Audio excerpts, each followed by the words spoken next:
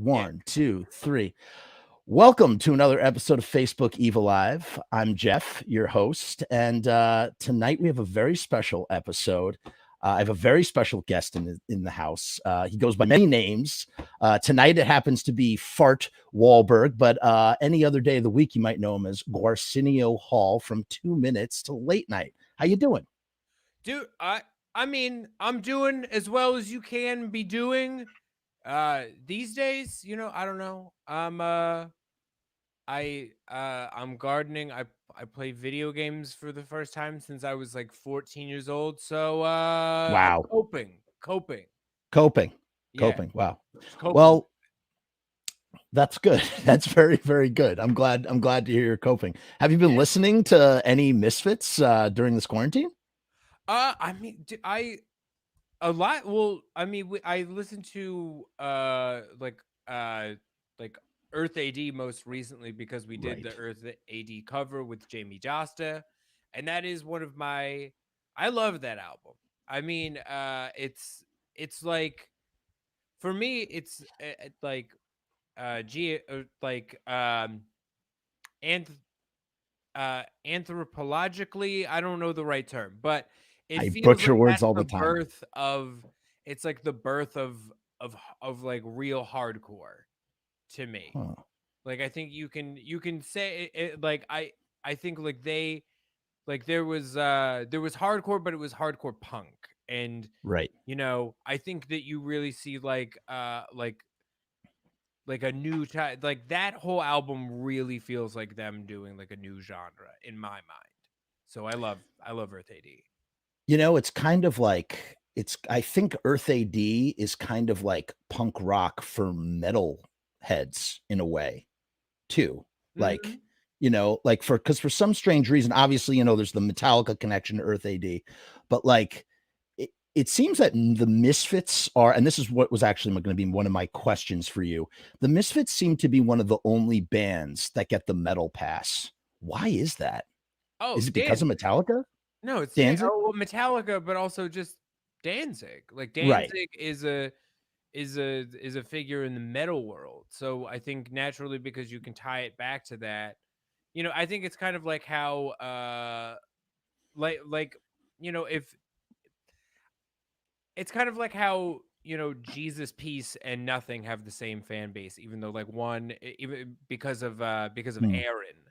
Aaron, if you don't know Jesus Peace is like a chaotic nightmare deathcore band. I'm not And gonna then lie, I don't know anything about them. they're I'm not really even gonna don't- pretend. I'm they're sorry. cool, they're new and Yeah. they're cool. And then Mhm. Nothing is a shoegaze band. But I Okay. think where Aaron, the lead singer of Peace, plays bass. And I think a lot of those people Gotcha. share a So fan it base. crosses. It crosses, even though they're completely Yeah. different genres. But Yeah. I think that, you know, metal has Danzig, and then Yeah. they follow back to the Misfits. And I think there's some I like they can attach to the Misfits because of like it's cool to hear all of like the youth and the angst that's in that music. Like Yeah. that's kind of my favorite part of like the Misfits, because like I like when you listen to the Misfits, you're listening to people who don't really know how to play their instruments. The recordings sound bad, but it's like the right type of not knowing how to play your instrument. It's the right type of this fucking sounds bad. It sounds like shit in the right way. And I think like that is there's like a universal like teenage angst with the Misfits, because they're not, they didn't like a lot of other punk bands. They didn't put real like politics into the music. And I think ultimately that's okay, because most punk bands who like put politics into the music, they grow up to have like the opposite opinion, and then you're like, this is fucking weird. um, but I love politics in music. Put more of it in. But with the Misfits, I think that's like, you know it made them stand out, but it also makes them universal for a lot of people. Like I think if you're just an angry teenager, you can find something to like in the Misfits. So I do agree. It's funny. I was literally just talking about this on the last episode. We were going over an interview with Jerry. One of my favorite things to do on the show is to, because this band has been around for so long, I like to, look back on different interviews with different band members because they're in different headspaces. And so they never give the same sort of answer when they're asked questions. But what was Mhm. interesting, um, we were talking about a Jerry Only interview, and that I'm gonna came drink a up. seltzer, is that okay? Oh, Is there a actually, brand problem? no. Speaking of which, this episode is sponsored. We actually, I do this every episode. I only drink seltzer, so this episode is actually sponsored tonight Hell by yeah. Aha Seltzer and Polar Seltzer. It looked like you had a grapefruit. No, I have a Georgia peach. Oh, Georgia peach, great flavor. This Yeah. is a fusion. This is a lime watermelon. It's Oh, really wait, great. no, I want that. Wait, that Oh, sounds here, hold on. Here, take great. it. Hey, Ah, come on, grab it, man. Come on. What's wrong with you? Just take it. Oh, this isn't working. I Okay. can't. I don't know. It's my fish. It's my flippers. I don't know. It's not working. But I agree with you. It's not, and what most people will say, and I'm sure you're familiar with the genre of horror punk, which all of that comes from the Misfits. And the Yeah, thing is, everybody just is doing like everyone's just doing the Misfits in that genre. They're just it's literally just it's Misfits worship. And that's fine it's and you should do that, but it's a I one note thing. But what's totally interesting is people love that genre, or the people that the things that the people love about that genre most, they go, oh, it's apolitical. There is no politics. And my only rebuttal, the thing that I wanted to say for all this preamble, is simply that with any, I think if you're making art of any kind, it's going to be political, but not in the way of politics, the way, like, we're thinking about, like, you know, party politics or something, but the politics of, like, say, as you were talking about, teen angst, that's right. politics, social politics, everything that you're doing, every artistic statement has something political behind it, whether has to do with government politics or just like Absolutely. the politics of dating, and it's just like, so on that level, I think the Misfits are incredibly political. On the level of, like, I turned into a Martian is about, like, I feel like an alien from another planet, and Right. that is political. But Yeah, that's where it stops. I agree. Well, there's also like all of like his prior there's also all of like the Kennedy stuff because that's the first stuff Oh yeah. Yeah. is like who killed Marilyn is about the Kennedys, Bullets about the cat. There's so much like Theme politics. for a Jackal. Yeah. It's about Ted Kennedy, Yeah. apparently. I So love that song. That song is love that song. They don't have a um bad song.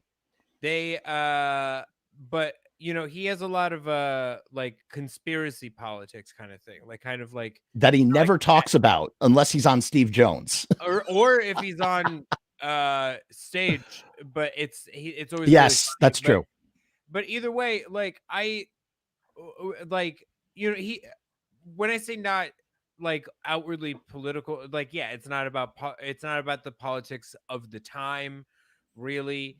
Um like they're not like the dead Kennedys who are just yelling at mayors all day. Like it's Right.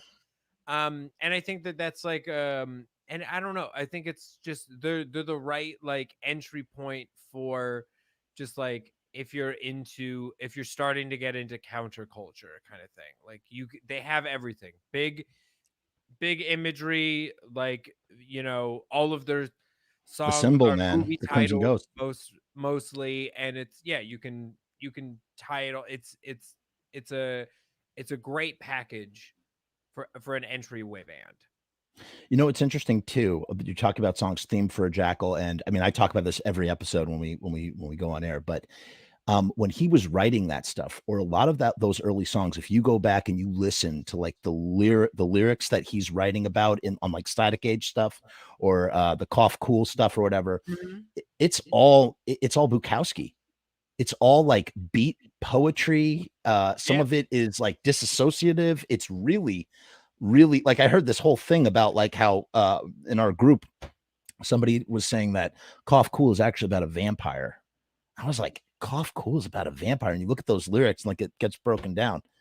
I mean, Yeah. he's writing about out there stuff, Glenn. Like, I love it. You know what? It's uh his his lyrical writing, if from be like is shockingly good and smart for how young he was when he wrote these Yeah, songs. he's Like very well read. He's very well read. yeah, as in every interview, he's like, "Yeah, I read the whole Bible. I know more about the Bible than the Pope." That Wait, idiot. so question. Tell me. Yeah, So tell me about Riot Fest Chicago, Riot Fest Denver, right. and what is that like? And I know what it was like I was watching live on Facebook because of all the people that were streaming it, but like I can't imagine like the anticipation of being there in the flesh. And what was that like?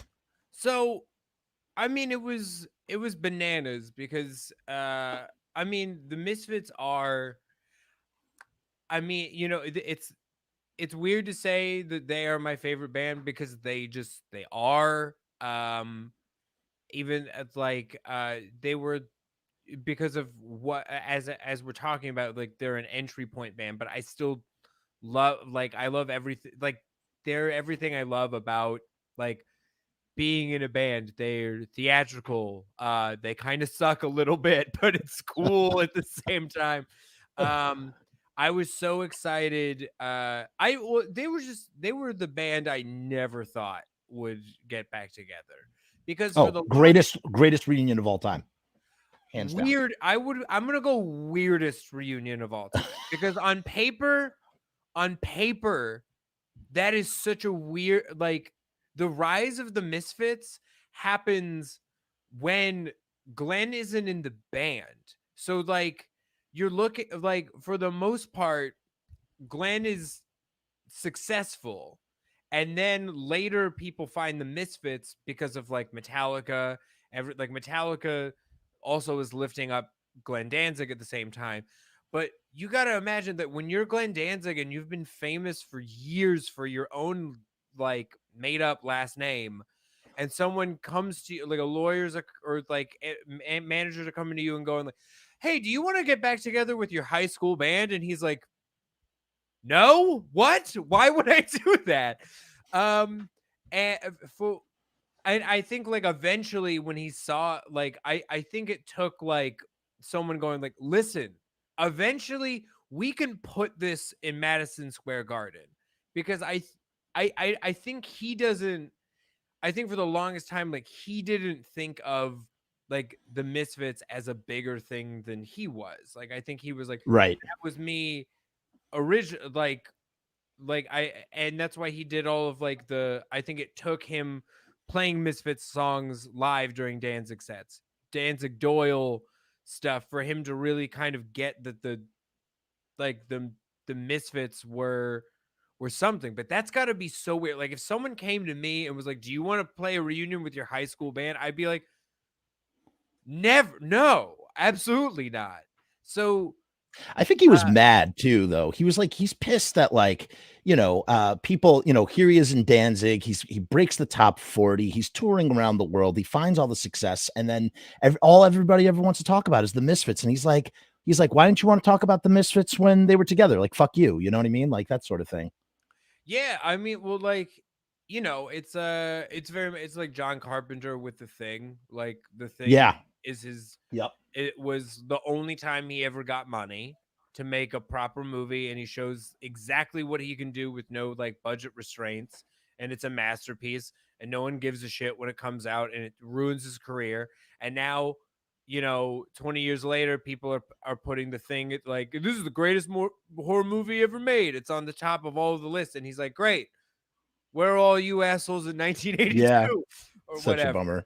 um Such a bummer. but yeah, I think it's like I'm sure he's I think he's angry because like you know he for a while, for the longest time, the band wasn't important, just the little skull was. And so he Right. kept the merch rights, and he's like, "Yeah, I mean, I see this like," he's like, the symbol and the merch are doing good, so I'll take that, and you guys can go and write uh like bad songs with a Proud Boy for a little while, have fun." um and By the way, if you listen to any of those songs, this was a hot take for me recently. you know, I always knew that Jerry was really Christian. And again, nothing against Christianity here. All I'm simply saying is if you decipher the lyrics on that first album, that first reunion album, whatever you want to call it, American Psycho, that it's a secret Christian, it's a Christian metal. It's a Christian, all those songs are about Christianity. It's crazy. And what I wonder, does Danzig, what would Danzig think if he knew that they were going around touring as the Misfits singing Christian songs? Well, he's also obsessed with like He Christ and God, is. but in the other way. Like, but Very true. he's not like but he's just fascinated with the Bible and stuff, and rightfully I get it. It makes it's you know the oldest story Yeah. for most people, so I get why you want to get in depth with it. I love that in Like, the video, by the way, the giving tree, that intro with the dude, giving tree kills me. Santos Montano of Old Man Gloom is Incredible. incredible. The That band is was amazing. incredible, and he is super funny. A very funny gentleman from a band that most people are like, "Wait, these people are funny?" And he's what a drummer. Oh my God. Jesus Christ. Could he, the way he was drumming on that, on the Snakes of Christ, he just is tight. And you know who else? Gina Gleason, right? Did I say her last name? From She could be, she could be in Danzig, dude. Like she would make such a killer, like no offense, Tommy, love you, Tommy, but like Gina would crush it as the guitarist of Danzig. I mean, yeah, I mean,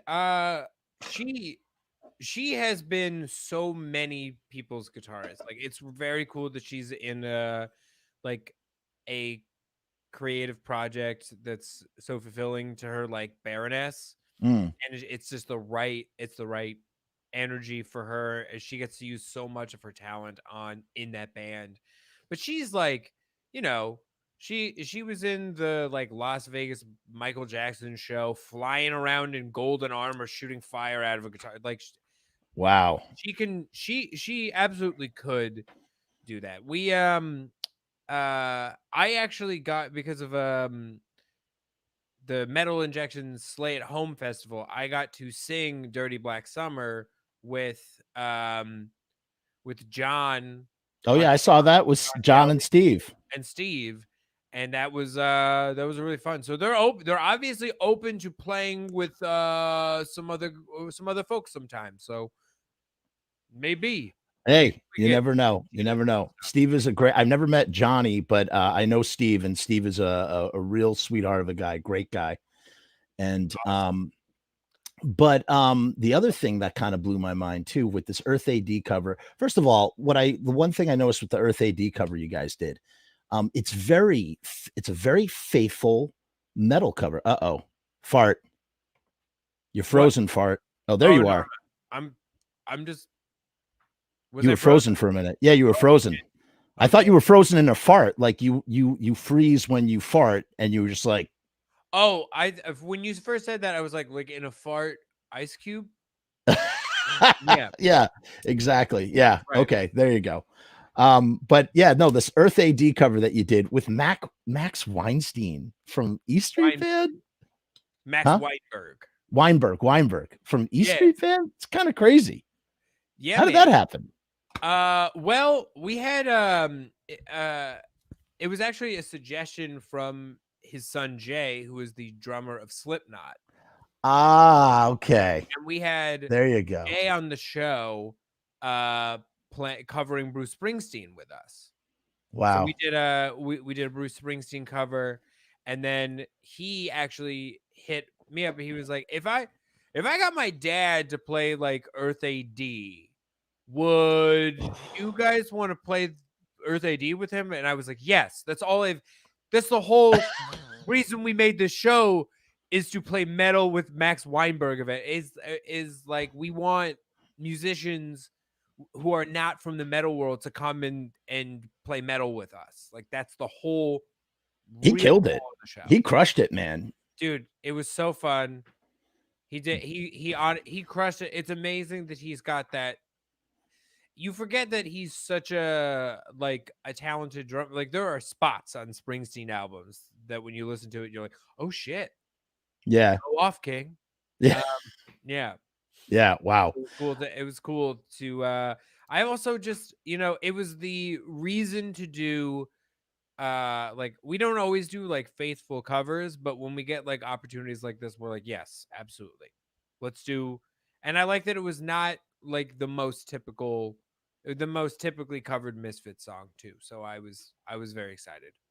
Well, but that's what was but here's the thing, it being a very faithful metal cover is what makes it so interesting because it just goes back to what we first started talking about like how that there is so much like it's a punk rock record for metalheads, and like that it just lends itself naturally to be a more I would say that was a more metal version, and it just sort of it worked. It plays to plays to the song. Yeah, absolutely. I always have looked at it more as like I think that this is where a lot of like more chaotic hardcore has come from. I think this is where you get I think like you get the bands that are spawned from like kind of the Black Flag type of hardcore, and then you Right. get um I think you get stuff like I think like eventually the Misfits grows and then it spawns like this is where Converge kind of comes from Hmm. and stuff. I think like because of the like Earth AD is unrelenting. There's no groove in it. It's just robotic and pummeling. Yeah. And I think that that's where hard like because when I think of metal, I think of like technicality in it, or like you know Right. the chaotic version of that is like a death metal, but because of the simplicity of the instrumentals in Earth AD and the Misfits in general, I think that heart like it inspires more like like I think you get people realize like, oh, we can You just can go go into loose this. because you just don't have to think about it as much. Yeah, totally. We can just like aggression can just be Yeah. what the genre of music we're playing is. Like I don't have to learn a scale. Right. I think it's cool. Right. That is really cool. And why did you have penne pasta around your neck? Oh, What's that just about? New Jersey. Ah, okay. Just I like, you know, uh That's so we had good. so much New Jersey in that video, so I was like New Jersey, penne at the diner. Let's go. That's right. You have Max. I mean, you just it all makes sense. Yes. Yeah, Right. I was like Okay. I was the Jerry, and I was like Jerry always has like a big skull thing, like it's Yeah. like he just like Jerry looks like Sharper he drove his spikes. yeah, it looks like he drove his car into Halloween Adventure, crashed, and came out the other side with most of it attached to him. And I didn't have any of that, so I was like, I need like a big something, and I was like, box of penne, it's Jersey, let's go for it. Did you so were you were you like were you on like some guest list, or were you just in the pit for the Riot Fest Denver show? Where were you stationed? Well, I was absolutely in the pit. Yeah. We had like What was press that like? passes. Oh, it was sick. It was we were like, what the fuck is this gonna be? Yeah. Um, and then uh the entire night was just a blur of just like being really excited to like see Danzig just do like all of the Misfits songs, because it's like a 2-hour set, so it's Yep. every song you've heard. Yep. And I've seen the original Misfits now like 3 times. I've seen them 3 as well. Were you at Madison Square Garden? I was at the Garden show. It's the best. That's it. I never have to see it again. That was the most perfect show. It was great. I saw them at Psycho Vegas. How was that one? Yeah, that was I also I loved the New York show was fucking incredible. He's with the Damned opening too. I mean, you realize that 40 years ago, they opened for the Damned yes. at like, at Hurrah's, and now 40 years later, they've sold out Madison Square Garden and the Damned are opening for them. It's like, That's so weird. It's so gotta be weird, dude. it's so weird that the Misfits got this popular. That it's just it is very bizarre. And yet they're in no documentaries. I mean, they're never talked about, Danzig got asked like one time, like, so what was it like at CBGB's? He's like, why are you asking me about CBG? I played there one time on a Thursday. Fuck you. Like, they wouldn't let me in there. It was so funny. Yeah, there aren't enough, and that's why, like, most of my knowledge of the Misfits is like little brother knowledge. Is like just stuff I heard. Tell me about that. Like, everything is hearsay. I have no, I Mythology. haven't done a ton of research about them. Like, most of what I know is just what like older kids like told me when I was in like high school. I was like, wow, like It's beautiful. Like I found out about like I remember like one person told me that they like beat up Motley Crue one time in Germany or something, and I was like, I don't know if that's real, but that's hilarious. And then that's the best part. They're all, you never know whether it's real or fake. I have no idea. But I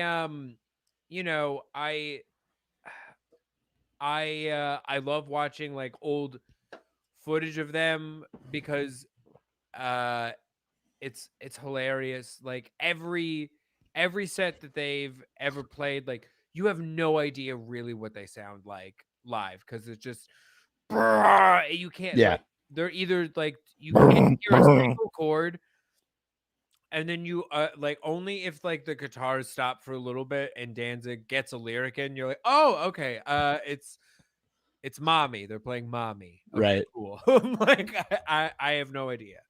But the Riot Fest show was a blur of just me being happy, but then by the way, no one could go backstage. Even the bands that were playing Riot Fest, no one got to be side of stage. Like my goal was, of course, to be side of stage for that. But no one, you had to get like a soup. I think they were just really nervous because of I think you're right. No one knew how the fuck this was gonna go. Nobody. They were. That's why they did. That's why they did Denver first. Is they're like, we can't blow it all in Chicago. We got to make sure that we can pull this off. And we were. I think that's how we were able to get into that Riot Fest is because I'm from like Denver, so it was like easy to put it together. And then they wanted to help us do this sketch, so we got like very basic level press badges. Nice. And, it was very silly. But the best part, my favorite part, was he always talks about the pumpkins every show. Yes, you like my big pumpkins? They're fucking cool. Yeah, dude. Well, it was the first time it happened. Drew and I, my co-creator, were in the pit, like singing a song, and then we just pointed the stage. We were like, "Look at this stupid fucking pumpkin!" Like, look at the shit. And then the song ends, and he goes like, "Check out these fucking pumpkins, right? Pretty cool, huh? I bet you like to have these pumpkins on your lawn during Halloween, and then your neighbor will come out and go, hey, take that shit down. And then you'll be like, listen, motherfucker, I'll kill you." That's the first. I remembered every single word of that because that is the funniest fucking sentence I've ever heard in my life. So I have a gift for you, actually. I'll send it to you in an email. I think you'll really appreciate it. It's from Riot Fest Denver. I went to Riot Fest Chicago. Okay. I wanted to go to Denver, but to be honest, I'm in New York, and I was like, man, like, it's 150 to fly, and it's 150 for the ticket. And I'm just like, but at the same time, I'm like, Jeff, you don't know if this is the last time. You don't even know if they're going to make it to the show. Like like, you have no idea how long this is going to last. Like, you better get your fucking ass out there, or, it might just implode. They might break up. They might just stop after the Riot Fest show. So you just didn't know at that point. So I got my ass on an airplane and I wound up with this. What? Oh, is that the set list? That's Dave Lombardo's set list, signed by Jerry Only. Oh, and that's awesome. My friend at the time, Sal B, he's in a band, Sardonica, and who used to play with Jerry all the time. And so he was working the show. So he pulled me over the barrier after the show was over and got me that set list. And that was my first time ever meeting Jerry. And I didn't see Dave Lombardo, but I saw Doyle, and it was a great night. Unbelievable. One of the best shows in my life, besides the MSG show. So it was great. It's so. I touched those pumpkins, by the way. I walked right up to them and I knocked on them. They're like this lightweight fiberglass, I guess. Yeah. I got a picture with just like the wall of fake Fiend Skull amps because they didn't put up the pumpkins yet. Wow. Otherwise, I would have absolutely taken a picture with those dumbass Hanna-Barbera pumpkins. I love them. That's exactly what I wanted. I wanted the stage to just look like. I love that he brought up, like, I bet you want this on your lawn at Halloween. I'm like, yeah, that's what your stage looks like. It's someone's fucking Halloween lawn, which is exactly what I want from a Misfits set. A bit, right? But they could have, like, with the money they got from this, like, the whole time I was like, what the fuck is this stage gonna look like? What direction are they going in? And it is exactly what I want, which is like, listen, we're doing some Halloween shit. Yeah. It's gonna be a lot of. It wasn't like, I need 2 giant fucking pumpkins, okay, on either side of the stage. They could have done like the Iron Maiden thing where like the Fiend Skull and then like a fat bat, or like Marilyn Monroe and like the Fiend Skull are fighting or sword fighting each other or whatever. But he didn't do that. He was like, nah, how about instead of like big like paid actors, we just get another skull, another plastic skull. That'll be sick. You know, let me ask you this: 8 skulls, 16 skulls, motherfucker. Let me ask you this question. Okay. It's a combo question. It's a combo question, and then I want to share something with you, and then we'll wrap up. We're gonna wrap it up here. My combo question is: A, why are the Misfits so much fun? Nobody talks about No Effects or the Descendants, or like, nobody talks about them the way they talk about the Misfits. Why are the Misfits, A, so fun to talk about, and B, why does Glenn Danzig get made fun of so much on the internet? Like, what is the phenomenon behind? There's something about Glenn. Is it because he takes himself so incredibly seriously? Yes. Like, there it is. There it is right there. I think, well, here's the thing. He didn't get made fun of for a really long time. And then I think when the cell phone video of him getting knocked out by the bodyguard from the... Don't say their name. Just don't even say their name. Don't give them the press. Okay. I mean, here's the thing. But that's how Danzig still is. Like, you can't fuck with him running his shows the way that they run. Like, right. That's always and I think when he got knocked out, it was just, and like it was just like, oh, okay, well, this is goofy now. At the birth of YouTube, no less. At the birth of YouTube. And I think it's, because for the longest time, I think he's finally starting to like lighten up a little bit. He's melted. He's melted a little bit. He's starting to crack a smile. Yeah, for sure. Like, he at like, you know, he's like sassy and mean to Jerry on stage and stuff, but like in front of, like, Jerry, get out here. Yeah. Doyle and I are working. Hey, it's very funny. Jerry, you got a bass guitar for everybody out here? Yeah. Loved him finally calling because he didn't do that at the earlier shows. He did not. They didn't plan that for him to like rag on Jerry for breaking 1,000 bases with his Yeah. elbow, a Oh, thousand paper bases. just But amazing. it was just very funny at like MSG for him to like finally just like, all right, I guess we gotta wait for Jerry to get another fucking base. Jesus. There's some love, there's some camaraderie when they're on the stage, you know. Yeah, I It's think not, so. But yeah. even with the him uh just you can see him like having like a little bit of sense of humor, like he did the Portlandia stuff, because I Oh, think that was great. um I think that yeah, like it's like it's easy to make fun of him because he's a weird, eccentric, like self-serious person with very specific interests.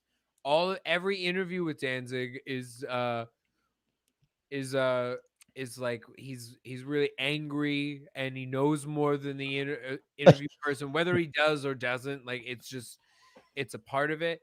My favorite thing is he's like my favorite musician because, or eccentric musician, because he is eccentric in a way that is harmful to nobody, and it's just very funny.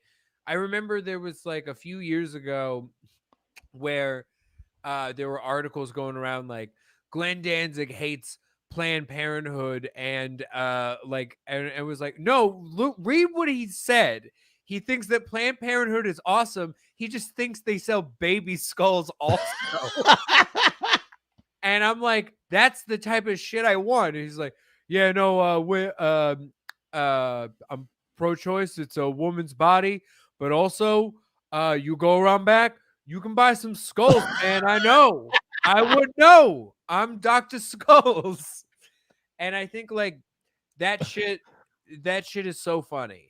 Like, that's the kind of like weird character or like when he moved out of his like the infamous house with the weird bricks in the front, Bricks. and people go inside and they're like, there was just cereal and a Marvin the Martian statue.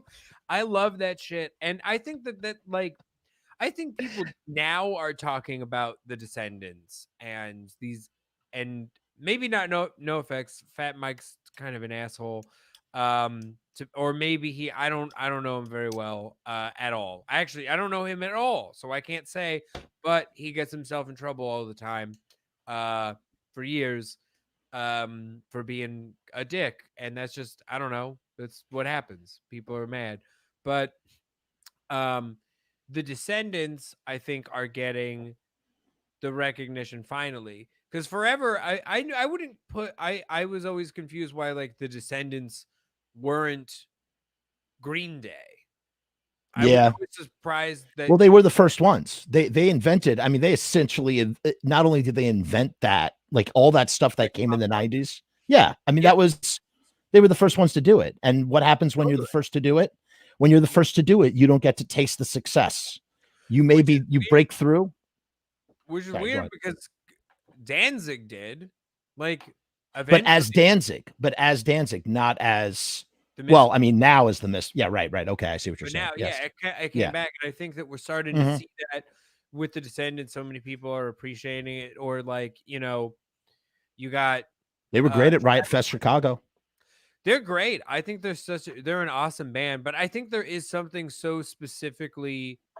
I think it's because like the Misfits are simple, and they're catchy, and they sound like they're just they're the real like concept of what punk should be, which Yeah. is uh angsty simple music written by children, and that's what they were. They were fucking children writing music, and it's my favorite version of it because it's so simple, and it's so pissed off, and it's about stuff they're watching on TV, and and weird conspiracies, because that's really what being like a kid Yeah. is. You know, I Mhm. think it's I like, that's why it's my favorite version. It's not like it's it's not like I'm a leftist. Like Me I too. I'm very into politics, but I do love that their version of like they're 15-year-olds writing about like what they think about the government and stuff, but conspiracy theories of it. It's not like I don't want a fucking 15-year-old to tell me what we should be changing in, in politics most of the time. And I think, as I said at the beginning of the episode, you can see that because most of those people grew up to be right wing assholes, and it sucks. But It's true, man. yeah, but yeah, I think Danzig is easy to make fun of because he's